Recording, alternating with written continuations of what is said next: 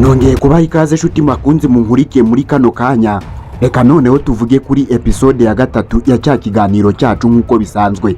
Reka noneho dushyire akadomo kuri episode ya 3 ari nayo ya nyuma y'amagambo 18 avuga ku makosa abagabo bakora bigatuma babura icyubahiro n'agaciro mu rukundo. Iki noneho ni igice cya nyuma kigufasha kwiyubaka ndetse no kwisubiza agaciro. Mbahaye ikaze. Ikosa rya 13 abagabo bakora ni uguhisha intege mu buryo bw'ubugome. Uzasanga hari umugabo wibwira ko kuba umugabo ari ukutagaragaza ko nari mwababaye cyangwa se ananiwe cyangwa se akeneye gufashwa. Ubuzima busanzwe aba bagabo tujya tubabona bameze nk'amabuye, ntabwo baseka, ntago wamubona yarize, kandi nta na rimwe yabwira umugore we ibimuremereye.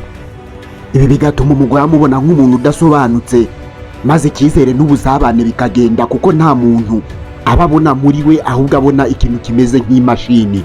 Abahanga mu by'imitekerereze bavuga ko kwemera intege nke zawe arizo mbaraga za mbere z'umuntu. Rero umugabo uhisha amarangamutima ye bituma habeho icyuho mu rukundo. Iyo nta busabane bw'umutima buhari, icyubahiro gishobora gusimburwa n'ubwoba cyangwa no kumva ko urwo rugo ruzitiwe. Ibyo rero bikadindiza umubano. Mu yandi magambo, umugabo uvugwa ko amerewe ariko mu buryo bw'ubwenge. Kwemera ko uyu munsi bitagenze neza mu rugo cyangwa ku kazi bituma ugaragara nk'umuntu w'ukuri. Kwiyizera birushaho kuboneka iyo ugaragaje ko uri umuntu, bigatuma umugore akubaha nk'umuntu ushaka gukuraho kuba igihandure. Ikosa rya 14 abagabo bakora bigatuma babura icyubahiro n'agaciro mu rukundo rwabo ni ukutagira ijambo no kubahiriza amasezerano. Ngo ejo nzakora iki, uzandindire nzakora kiriya, maze ejo hagashira n'ejo bundi hakarangira kugeza igihe ijambo ryawe risigara rimeze nk'umuyaga. Mu buzima busanzwe umugabo utubahiriza ibyo yavuze, icyubahiro cye kirashonga nk'umunyu mu mazi. Iyo umugore abona ko ibyo uvuga bitandukanye n'ibyo ukora, atangira kugufata nk'umuntu udashoboye kwiyobora, bityo ntatume uyobora urugo. Icyo ugomba kumenya, icyizere ni rwo rufunguzo mu mibanire. Iyo uvuga amagambo udahagazeho cyangwa se utazakora, uba usenya igice cy'ubushobozi bwawe bwo kuyobora mu buryo bw'imitekerereze. Umugore akeneye umugabo uhamye kugira ngo yumve ko afite aho yishingikiriza. Umva icyo wakora.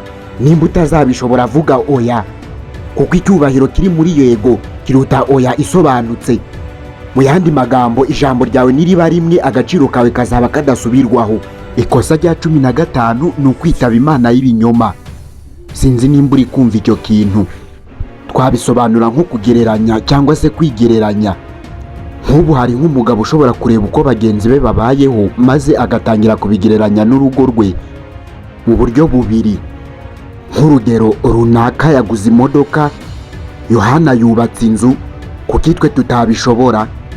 Mu yandi magambo, iyo uhora ugereranya urugo rwawe n'izindi, umugore wawe amera nk'umuntu uri mu marushanwa atazatsinda. Icyubahiro cyawe kiragenda kuko ugaragaza ko utanyuzwe n'ibyo utunze n'ibyo ufite. Umva icyo abahanga babivugaho.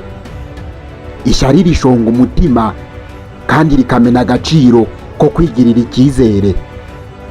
Umugabo w'agaciro areba intego ze, ntago areba umuvuduko w'abandi. Niba ugera mu nzu yawe ukayihindura nk'iy'abandi, uba utaye umwimerere wawe ari nawo musingi w'icyubahiro. Mu yandi magambo, shaka ibisubizo by'urugo rwawe ushingiye ku bushobozi bwawe, kuko umugabo wishimira intambwe ye, abandi batangira kumwubaha nk'umuntu uzahagana kandi utanyeganyezwa n'iby'abandi.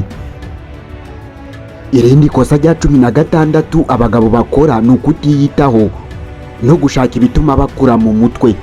Nk'ubu hari nk'umugabo wamaze gushaka cyangwa kubona umukunzi, akibagirwa ko agomba kwiyitaho no kuryoshya isura ye ndetse no gukomeza kwiga no gukura mu bwenge.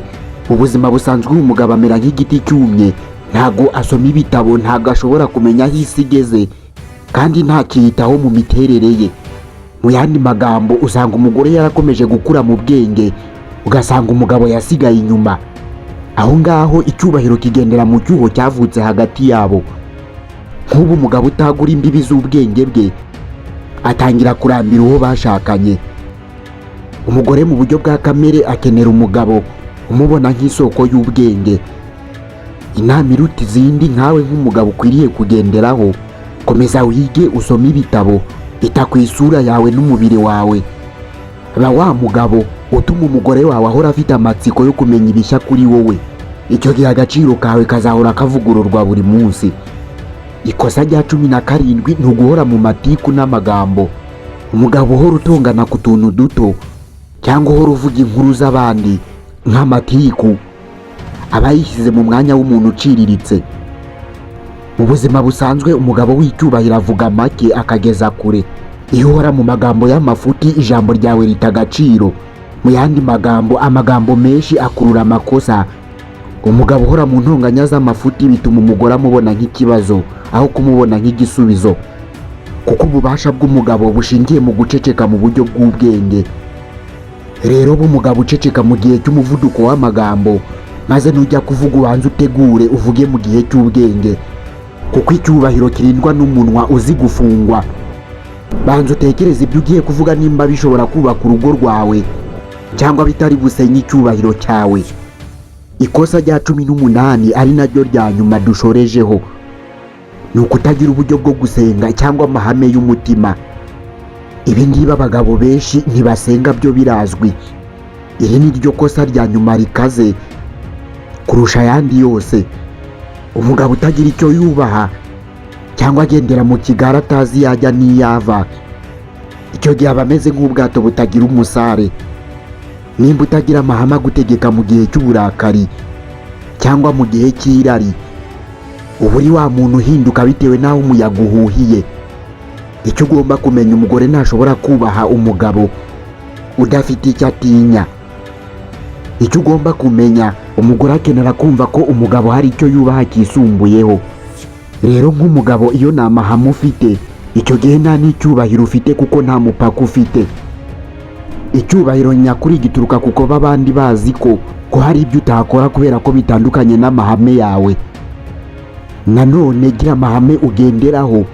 Ba wa mugabo ugira ubujya amera mu mutima, ba wa mugabo ugira ubujya asenga n'ubujya akomera ku cyiza. Ibi bizatuma uba umutware utajegajega mu maso y'umugore wawe, by'akarusho n'ay'isi yose. Mbibutsa ko dushoje amakosa 18 abagabo bakora bigatuma batakaza icyubahiro n'agaciro mu rukundo. Kuri iyi ngingo hakaba hariho episode ya mbere n'iya kabiri n'iya gatatu. Nkwibutsa kwiba atari amagambo gusa, ni impamba igufasha kongera kwitwara nk'umutware mu rugo rwawe ndetse no mu buzima bwawe. Nimba muri aya makosa hari ibyo wisanzemo, uyu munsi niwe ugomba guhagurukaho ukiha agaciro, kuko umugabo ashibuka mu ntege nke ze. Nahadusubikiye iki kiganiro wifuza ko hari ibindi twavugaho, tanga igitekerezo cyawe muri komenti, kandi wibuke kudushyigikira ukanda handitse sabone cyangwa se subscribe kuri iyi chaine ya 2MC Mamba y'ubwenge, kugira ngo ubashe gukurikirana ibindi biganiro. Ndabashimiye.